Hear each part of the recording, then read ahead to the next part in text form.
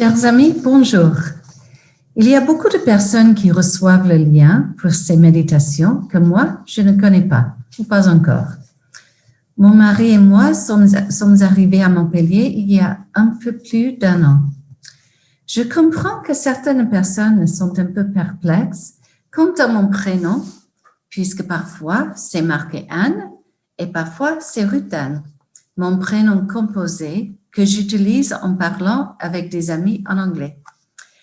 Et il y a même eu une situation à l'église il y a quelques mois où on m'a posé la question « Alors, comment t'appelles-tu, Anne ou Ruth Anne ?»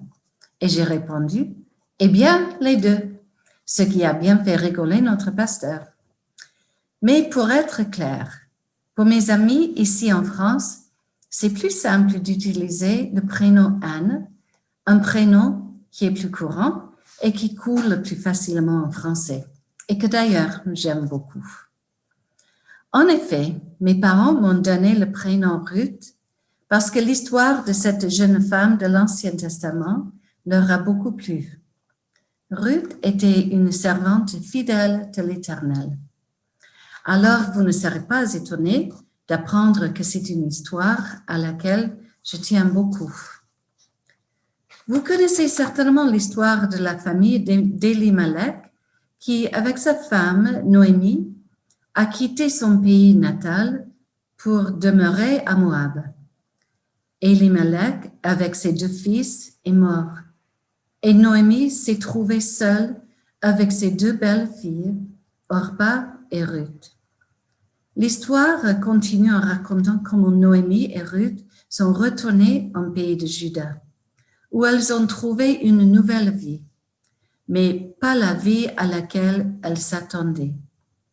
Si vous ne connaissez pas l'histoire, je vous encourage de la découvrir dans toute sa simplicité et sa beauté. En relisant cette courte histoire récemment, j'ai été de nouveau frappée par une courte phrase dans le chapitre 2, où Ruth va aller dans les champs pour glaner les épis. Je lis dans Ruth, chapitre 2, les versets 1 à 3. Noémie avait un parent de son mari. C'était un homme puissant et riche du clan d'Elimelech, qui s'appelait Boaz.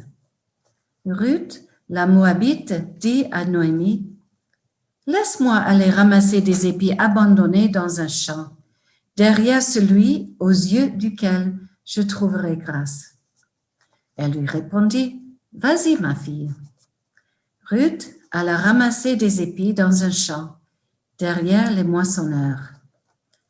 Il se trouva que la parcelle de terre appartenait à Boaz, du clan d'Elimelech. C'est sur cette courte phrase « il se trouva » que je veux attirer notre attention ce matin. Ruth aurait pu s'arrêter dans n'importe quel autre champ. Mais dans la providence de Dieu, elle s'est trouvée dans le champ d'un homme riche et notable de la communauté, qui était aussi parent de la famille d'Elimelech, le mari de Naomi. Et par la beauté de cette relation qui se développe, je vous laisserai lire la suite, Ruth, une étrangère, se marie avec Boaz et elle devient l'arrière-grand-mère du roi David, et donc dans la lignée du Messie Jésus-Christ. Au début du livre de Ruth, nous découvrons Noémie qui a quitté son pays natal avec son mari à cause d'une famine. Ensuite, elle a perdu son mari et ses 2 fils. Et on n'aurait jamais pensé que les circonstances se seraient tournées afin que sa famille soit dans la lignée du Messie tant attendu. Que même au travers de ces circonstances douloureuses, Dieu fasse sortir du bien.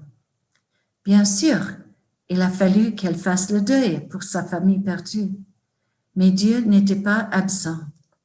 Il était à l'œuvre, même à travers cette situation tragique. Il se trouva, ce n'était pas le hasard que Ruth a commencé à ramasser les épis dans le champ de Boaz. Il se trouva Ce n'était pas la coïncidence que Ruth, une étrangère, trouve sa place dans la généalogie de Jésus. On y voit la grâce et la providence de Dieu. Ruth et sa belle-mère sont progressivement rétablies dans l'abondance et le bonheur. Dieu n'abandonne pas ses enfants. Quelle bénédiction, quel bon rappel de la souveraineté et la bonté de Dieu, d'apporter la rédemption et une riche bénédiction à une situation qui semblait être désespérée. Cette histoire de Ruth m'encourage dans ma vie de prière, surtout lorsque je me trouve devant une situation difficile et pleine de complexité. Je peux faire confiance à Dieu, qui œuvre d'une manière qui est bien au-delà de ma façon de voir les choses. Moi, je ne vois les choses que d'une manière limitée, mais Dieu a la perspective bien plus large. Il est souverain, il est tout-puissant, afin d'agir dans le monde à la plus grande échelle, ainsi que dans les détails de notre vie et dans le cadre de nos soucis de tous les jours. Ce sont ces trois mots, « il se trouva », qui m'interpellent à une plus grande foi, une plus grande confiance. Il se trouva que Ruth aille dans le champ de Boaz, et par cela, le plan de Dieu s'est accompli avec une étrangère qui fait partie du dessein de Dieu pour sauver le monde. Il se trouva, ces trois mots qui me rappellent que Dieu est à l'œuvre et il est digne de ma confiance. Faisons-lui confiance dans les circonstances qui nous pèsent sur le cœur aujourd'hui. Je vous invite à la prière. Seigneur, merci pour ta parole qui est pleine de récits si différents, avec des styles variés. Mais c'est bien là où nous trouvons un fondement et la vérité qui nous rassure, qui nous donne un fondement dans la vie.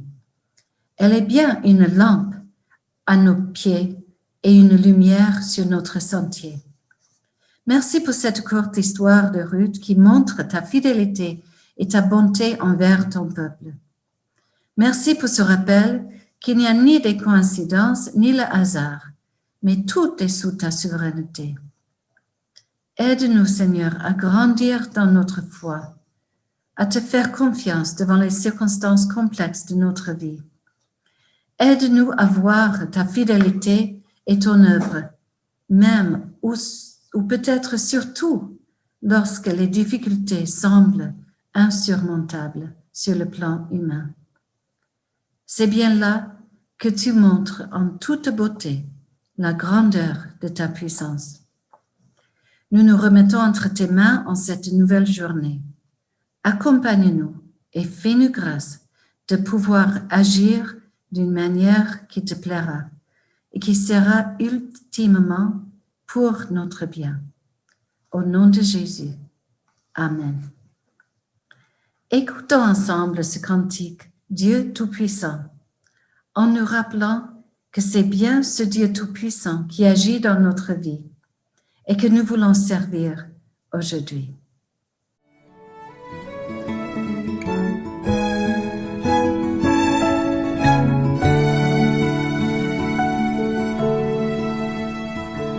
Dieu Tout-Puissant, quand mon cœur considère tout l'univers créé par ton pouvoir, le ciel d'azur, les éclairs, le tonnerre, le clair